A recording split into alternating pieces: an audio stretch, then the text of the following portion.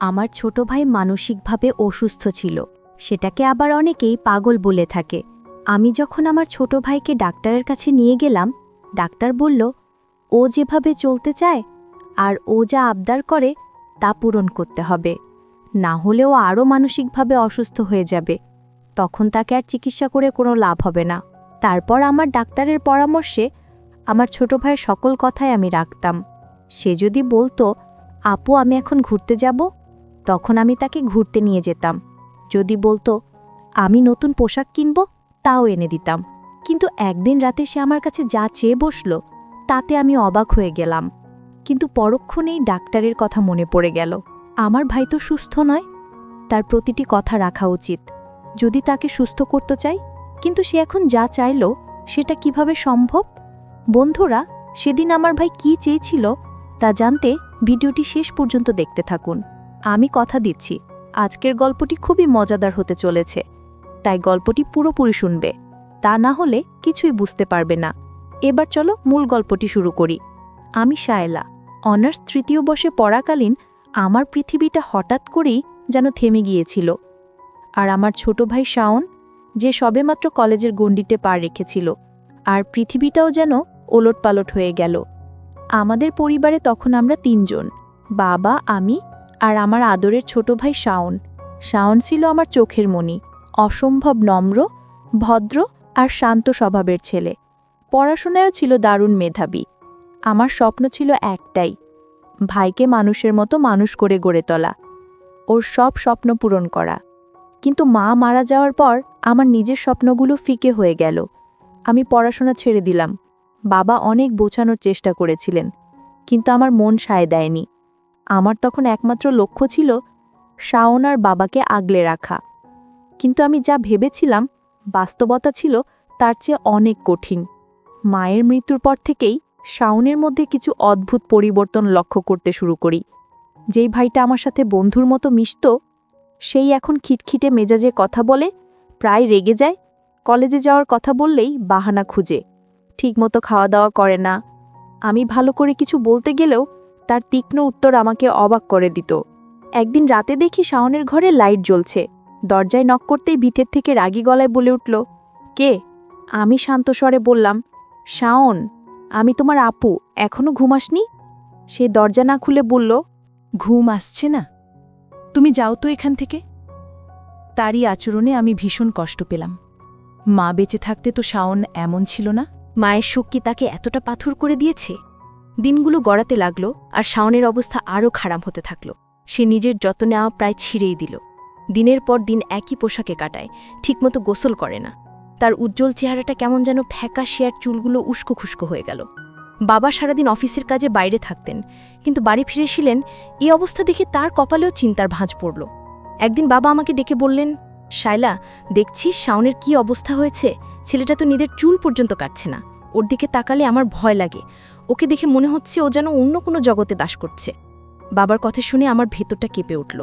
আমার আদরের ভাইটাকে তবে মানসিকভাবে অসুস্থ হয়ে পড়ছে? মায়ের অভাব কি তাকে এতটাই দুর্বল করে দিয়েছে যে সে বাস্তবতার সাথে লড়াই করার শক্তি হারিয়ে ফেলেছে? আমি আর দেরি না করে আমার এক ঘনিষ্ঠ বান্ধবী রূপার সাথে কথা বললাম। রূপা মনোবিদ্যা নিয়ে পড়াশোনা করেছে। সে সব শুনে আমাকে পরামর্শ দিল, শায়লা, দেরি করিস না, শাওনকে একজন ভালো মনোরোগ বিশেষজ্ঞের কাছে নিয়ে যা। আমার মনে হচ্ছে ও ডিপ্রেশন আর মানসিক অসুস্থতায় ভুগছে। আমি বাবাকে সব খুলে বললাম। বাবা দীর্ঘশ্বাস ফেলে বললেন, ঠিক আছে মা, তুই ওকে ডাক্তারের কাছে নিয়ে যা। ওর চিকিৎসার জন্য যা যা করা দরকার আমরা সব করব। পরদিন আমি অনেক বুঝিয়ে শুনিয়ে শাওনকে ডাক্তারের কাছে নিয়ে যেতে রাজি করালাম। সে যেতে চায়নি, কিন্তু আমি যখন বললাম যে আমার শরীর ভালো লাগছে না, তাই আমি ডাক্তার দেখাতে যাব, আর ও আমার সাথে না গেলে আমি একা যেতে পারবো না, তখন সে রাজি হলো। সে হয়তো বুঝতে পারেনি যে ডাক্তারটা তারই জন্য। চেম্বারে ঢোকার পর শুরু হলো আমার জীবনের সবচেয়ে কঠিন পরীক্ষা। ডাক্তারের চেম্বারে বসে শাওন কেমন অস্বস্তিতে ছটফট করছিল। তার চোখ দুটো ঘরের চারদিকে ঘুরছিল, যেন সে পালানোর পথ খুঁজছে। ডাক্তার একজন মধ্যবয়সী ভদ্রলোক। আমাদের দেখে হালকা হাসলেন। আমি তার হাতে আগের সব রিপোর্ট আর প্রয়োজনীয় কাগজ দিলাম। ডাক্তার কিছুক্ষণ সেগুলো দেখে শাওনের দিকে তাকালেন। তিনি খুব শান্তভাবে শাওনকে কিছু প্রশ্ন করলেন, কিন্তু শাওন বেশিরভাগেরই উত্তর দিল না, অথবা এমনভাবে দিল যা অসংলগ্ন। আমি তার হয়ে উত্তরগুলো দিচ্ছিলাম। ডাক্তার প্রায় আধ ঘন্টা ধরে আমাদের সাথে কথা বললেন। তারপর তিনি শাওনকে বাইরে অপেক্ষা করতে বলে আমাকে একা তার সাথে কথা বলতে বললেন। শাওন বাইরে যেতেই ডাক্তার আমার দিকে তাকিয়ে গম্ভীর স্বরে জিজ্ঞেস করলেন, ওর এই সমস্যাটা ঠিক কবে থেকে শুরু হয়েছে? আমি বললাম, স্যার, আমার মা মারা যাওয়ার ৩-৪ মাস পর থেকেই ওর আচরণে পরিবর্তন আসতে শুরু করে। ডাক্তার মাথা নেড়ে বললেন, দেখুন, আপনার ভাই মানসিক অস্থিরতা এবং পোস্ট ট্রমেটিক স্ট্রেস ডিসঅর্ডারে ভুগছে। মায়ের আকস্মিক মৃত্যু সে কোনোভাবেই মেনে নিতে পারেনি। তার মস্তিষ্ক এক প্রচণ্ড শকের মধ্যে আছে। সে বাস্তবতা থেকে নিজেকে দূরে সরিয়ে রাখছে। আমার বুকটা ধড়াস করে উঠল। আমি কাঁপা কাঁপা গলায় বললাম, স্যার, তাহলে এখন উপায় কি? ও কি আবার আগের মতো সুস্থ হবে? ডাক্তার আমার দিকে তাকিয়ে ভরসা সুরে বললেন, অবশ্যই হবে, তবে এর জন্য আপনাদের, বিশেষ করে আপনাকে, অনেক ধৈর্য ধরতে হবে। আমি কিছু ওষুধ লিখে দিচ্ছি, এগুলো নিয়মিত খাওয়াতে হবে। কিন্তু তার চেয়েও বেশি জরুরি হলো ওর মানসিক যত্ন। একটা কথা মনে রাখবেন, এই মুহূর্তে তার মনের ইচ্ছার বিরুদ্ধে কোনো কিছুই করা যাবে না। সে যা চায়, যা বলে, সেটাই মেনে নিতে হবে। তাকে কোনো কিছুতেই জোর করবেন না। সে যদি গোসল করতে না চায়, জোর করবেন না। খেতে না চাইলে তার পছন্দের কিছু বানিয়ে খাওয়ানোর চেষ্টা করুন। সে যেভাবে থাকতে স্বাচ্ছন্দ্য বোধ করে সেভাবেই রাখুন। আপনার ভালোবাসার সঠিক পরিচর্যাই হলো ওর সবচেয়ে বড় ওষুধ। ডাক্তারের কথাগুলো আমার মাথায় হাতুড়ির মতো আঘাত করছিল। তার মানে অলনের অদ্ভুত সব আচরণ আমাকে সহ্য করতে হবে। তাকে সুস্থ করার জন্য তার সব কথা মেনে নিতে হবে। ভাইকে মানসিকভাবে সুস্থ করতে কতটা কঠিন হবে তা ভেবেই আমার শরীর ঠান্ডা হয়ে আসছিল। কিন্তু আমার ভাইয়ের জন্য আমি সব কিছু করতে পারবো। ডাক্তারের কাছ থেকে বিদায় নিয়ে ভাইকে নিয়ে বাড়ি ফিরলাম। বাড়ি ফেরার পর থেকেই শাওন কেশন যেন আরও শিশু হয়ে গেল। সে আমাকে ছাড়া এক মুহূর্তও থাকতে চাইত না। আমি রান্নাঘরে গেলে সে দরজায় দাঁড়িয়ে থাকত। আমি বারান্দায় গেলে সেও পিছু পিছু যেত। সে একা থাকতে ভয় পেত। রাতে খাওয়ার পর আমি যখন তাকে তার ঘরে ঘুমাতে যেতে বললাম, সে আমাকে ভয়ে ভয়ে বলল, আপু, আমি একা ঘুমাতে পারবো না, আমার ভয় করে, তুমি আমাকে একা রেখে কোথাও যেও না। ডাক্তারের কথা আমার মনে পড়ল, তাকে জোর করা যাবে না। আমি বললাম, আচ্ছা, আমি তোকে ঘুম পাড়িয়ে দিয়ে তারপর আমার ঘরে যাব। সে মাথা নেড়ে বলল, না, তুমি গেলে যদি আর না আসো। মাও তো বলেছিল আসবে, কিন্তু আসেনি। এই কথাটা আমার বুকে ছুরির মতো বিঁধল। আমি বুঝতে পারলাম তার ভয়টা কতটা গভীর। আমি বললাম, আচ্ছা লক্ষ্মী ভাই আমার, আমি কোথাও যাব না, তুই ঘুমা, আমি তোর পাশে বসে আছি। সে আমার দিকে তাকিয়ে আশ্বস্ত হলো। আমি তার পাশে বসে রইলাম। কিছুক্ষণ বসে ঘুমিয়ে পড়ল। তার ঘুমন্ত মুখের দিকে তাকিয়ে আমার চোখ দিয়ে পানি পড়তে লাগল। এই ছেলেটাকেই আমি সুস্থ করে তুলব, যে কোনো মূল্যে। ও ঘুমিয়ে যাওয়ার পর আমি খুব সাবধানে উঠে নিজের ঘরে না গিয়ে পাশের বারান্দার ছোট ঘরটাতে একটা চাদর পেতে শুয়ে পড়লাম। ঘরের দরজাটা খোলা রাখলাম, যাতে ওর যে কোনো শব্দে আমি ছুটে আসতে পারি। মাঝরাতে হঠাৎ আপু বলে এক চিৎকারে আমার ঘুম ভেঙে গেল। আমি দৌড়ে ওর ঘরে গেলাম। দেখি ও ভয়ে কাঁপছে। আমি ওকে সান্ত্বনা দিয়ে বললাম, কি হয়েছে ভাই? আমি তো এখানেই আছি। সে হাঁপাতে হাঁপাতে বলল, আমি স্বপ্ন দেখেছি, তুমিও আমাকে ছেড়ে চলে গেছো।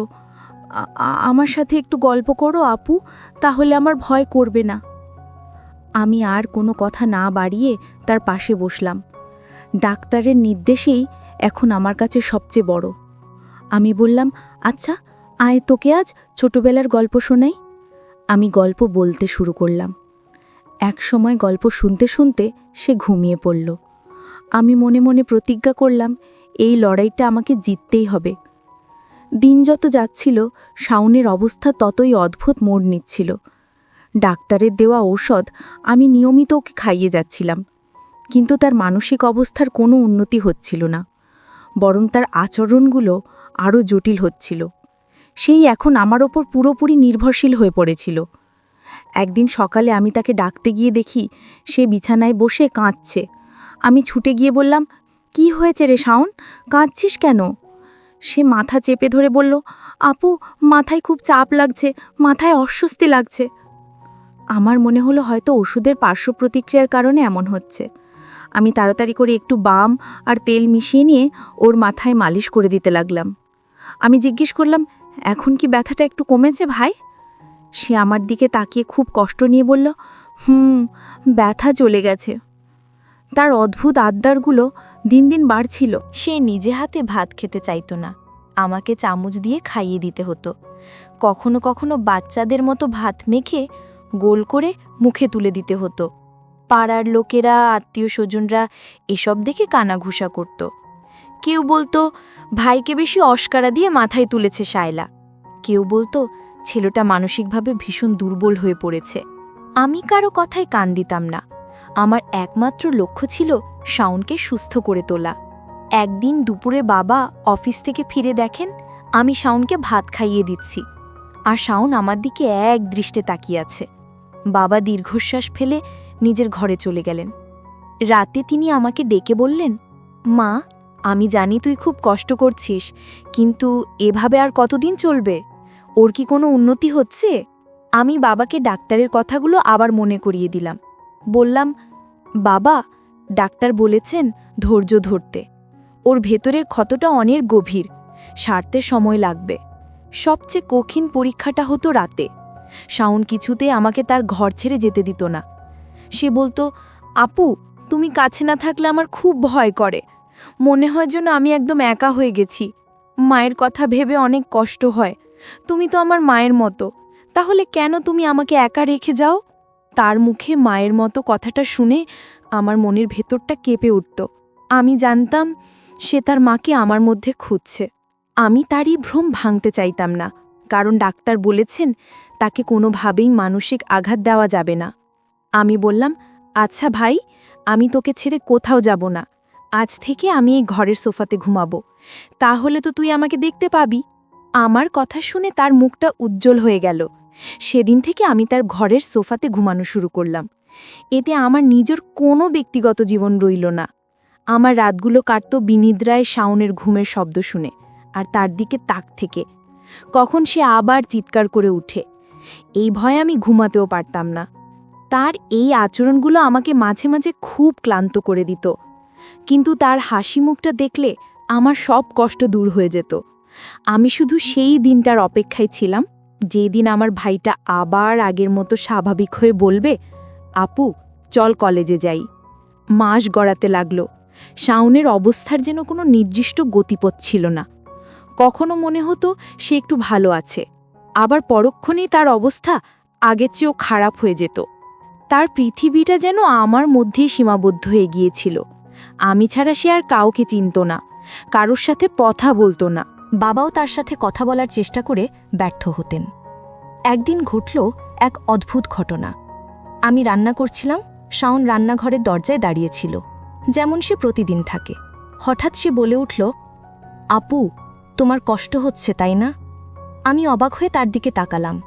প্রায় ৪-৫ মাস পর সে আমার কষ্ট নিয়ে কিছু বলল। আমি বললাম, না তো ভাই, আমার কোনো কষ্ট হচ্ছে না। সে আমার কাছে এসে বলল, তুমি মিথ্যে বলছো, আমি সব বুঝি। আমার জন্য তুমি নিজের জীবনটা নষ্ট করছো। আমাকে ওই চিকিৎসার জন্য মানসিক স্বাস্থ্যকেন্দ্রে দিয়ে দাও আপু, আমি এখানে থাকলে তুমিও শেষ হয়ে যাবে। তার মুখে এই কথাগুলো শুনে আমার হাত থেকে খুন্তিটা পড়ে গেল। আমার চোখ পানিতে ভরে গেল। তার মানে কি সে বুঝতে পারছে তার কি হয়েছে? সে কি সুস্থ হওয়ার পথে? আমি তাকে সান্ত্বনা দিয়ে বললাম, ছি ভাই, এসব কি বলছিস? তুই আমার জীবন, তুই ছাড়া আমি বাঁচব কি নিয়ে? তুই খুব তাড়াতাড়ি সুস্থ হয়ে যাবি দেখিস। কিন্তু এই উন্নতির আভাসটা ছিল ক্ষণিকের। সেদিন বিকেলেই সে আবার আগের মতো হয়ে গেল। সে তার ঘরের সব জিনিসপত্র ছুঁড়ে ফেলতে শুরু করল। চিৎকার করে বলতে লাগল, সবাই আমাকে একা ছেড়ে ফেলে যেতে চায়, তুমিও চলে যাবে, আমি জানি তুমিও আমাকে ভালোবাসো না। তার এই আকস্মিক পরিবর্তনে আমি দিশেহারা হয়ে পড়ে গেলাম। আমি তাকে শান্ত করার অনেক চেষ্টা করলাম, কিন্তু সে আরও ক্ষেপে গেল। এক পর্যায়ে সে আমাকে রেগে গিয়ে আমাকে ঘর থেকে বের করে দিল, দিয়ে দরজা বন্ধ করে দিল। আমি দরজার বাইরে বসে কাঁদতে লাগলাম। আমার সব চেষ্টা কি তাহলে ব্যর্থ হয়ে যাচ্ছে? বাবা অফিস থেকে ফিরে এই অবস্থা দেখে খুব চিন্তিত হয়ে পড়লেন। তিনি ডাক্তারকে ফোন করলেন। ডাক্তার সব শুনে বললেন, এটাকে বলে মুড সুইং, এটাই রোগের একটা অংশ। কখনো খুব ভালো আচরণ করবে, আবার কখনো খুব খারাপ।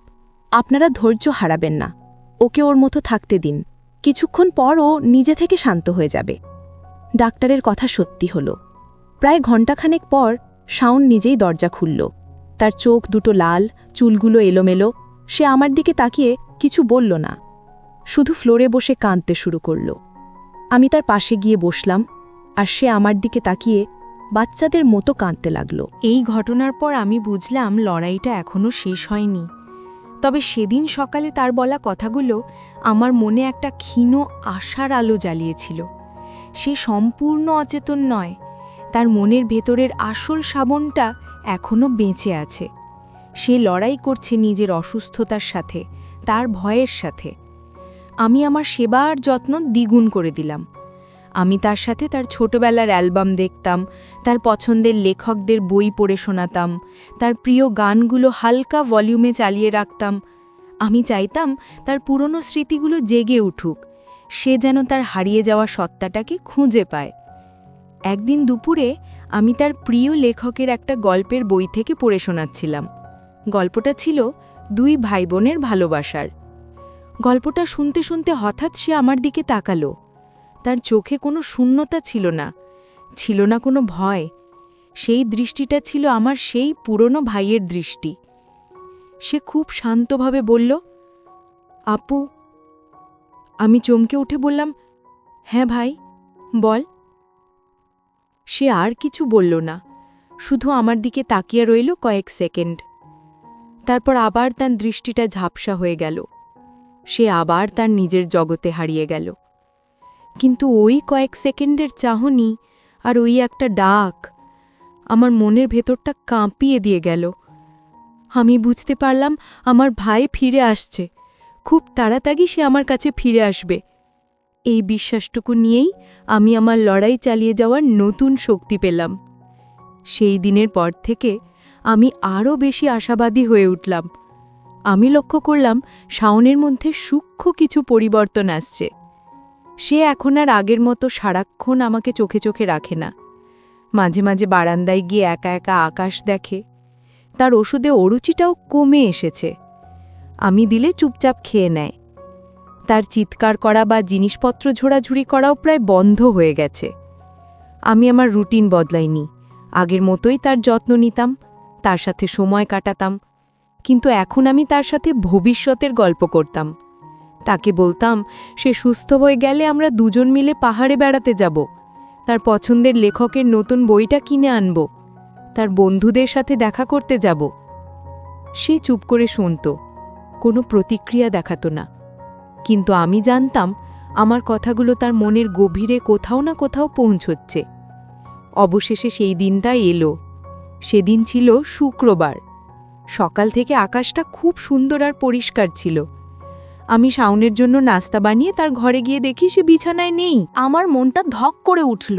আমি দৌড়ে বারান্দায় গেলাম, দেখি সে রেলিং ধরে বাইরে তাকিয়ে আছে, তার চুলগুলো বাতাসে উড়ছে। আমি তার পাশে গিয়ে দাঁড়ালাম, সে আমার দিকে তাকালো। তার চোখে আজ আর কোনো ভয় বা শূন্যতা নেই, আছে এক রাশ অপরাধবোধ আর কৃতজ্ঞতা। তার ঠোঁট কাঁপছিল। সে খুব শান্ত আর স্পষ্ট গলায় বলল, আপু, আমি কয়েক মাস কোথায় ছিলাম? তার মুখে স্পষ্ট কথা শুনে আমার শরীর দিয়ে যেন একটা আনন্দের স্রোত বয়ে গেল। আমার চোখ দিয়ে টপটপ করে পানি পড়তে শুরু করল। আমি তাকে জড়িয়ে ধরে বললাম, তুই আমাদের কাছেই ছিলিস ভাই, তুই শুধু একটু অসুস্থ ছিলি। শাওন তার কোক দিয়েও পানি পড়ছে। সে ভাঙা ভাঙা গলায় বলল, আমার সব মনে পড়ছে আপু। আমি তোমার সাথে কি করেছি? আমি তোমাকে অনেক কষ্ট দিয়েছি, তাই না? আমি খুব খারাপ ব্যবহার করেছি, আমাকে ক্ষমা করে দিও আপু। আমি বললাম, এসব কি বলছিস? তুই কিছুই করিসনি। যা হয়েছে তা তোর অসুস্থতার কারণে হয়েছে, তুই ইচ্ছে করে কিছু করিসনি। দেখ, তুই এখন সম্পূর্ণ সুস্থ, এটাই আমার কাছে সবচেয়ে বড় পাওয়া। বাবা আমাদের কথা শুনে ঘর থেকে বেরিয়ে এলেন। শাওনকে সুস্থ দেখে তিনি দৌড়ে এসে ওকে বুকে জড়িয়ে ধরলেন। বাবা ছেলের কান্নায় সেদিন আমাদের বাড়ির বাতাস ভারী হয়ে উঠেছিল, কিন্তু সেই কান্না ছিল দুঃখের নয়, ছিল পরম আনন্দের। কিছুক্ষণ পর শাওন নিজেকে সামলে নিল। সে আমার দিকে তাকিয়ে বলল, আপু, তুমি আমার জন্য যা করেছ সেই ঋণ আমি কোনোদিন শোধ করতে পারবো না। মা আমাকে জন্ম দিয়েছেন, আর তুমি আমাকে নতুন জীবন দিয়েছ। তুমি শুধু আমার বোন না, তুমি আমার মা। তার এই কথাটা শোনার জন্যেই আমি হয়তো এতদিন ধরে অপেক্ষা করছিলাম। আমার সব কষ্ট, সব ত্যাগ আজ সার্থক হয়েছে। এরপরের দিনগুলো ছিল স্বপ্নের মতো। শাওন খুব দ্রুত নিজেকে গুছিয়ে নিতে শুরু করল। সে আবার পড়াশোনা করার সিদ্ধান্ত নিল, তার পুরনো বন্ধুদের সাথে যোগাযোগ করল। আমাদের বাড়িটা আবার আগের মতো প্রাণ ফিরে পেল। একদিন বিকেলে আমি আর শাওন আমাদের মায়ের কবরের পাশে গিয়ে দাঁড়ালাম। শাওন কবরের দিকে তাকিয়ে বলল, মা, তুমি দেখে যাও তোমার শায়লা আমাকে কেমন আংলে রেখেছে। সে আমাকে তোমার অভাব এক মুহূর্তের জন্য বুঝতে দেয়নি। আমি বললাম, মা সবকিছুই দেখছেন। বাড়ি ফেরার পথে শাওন বলল, আপু, চলো জীবনটাকে নতুন করে শুরু করি। বন্ধুরা, কমেন্ট বক্সে গল্পের মতামত জানাতে ভুলবে।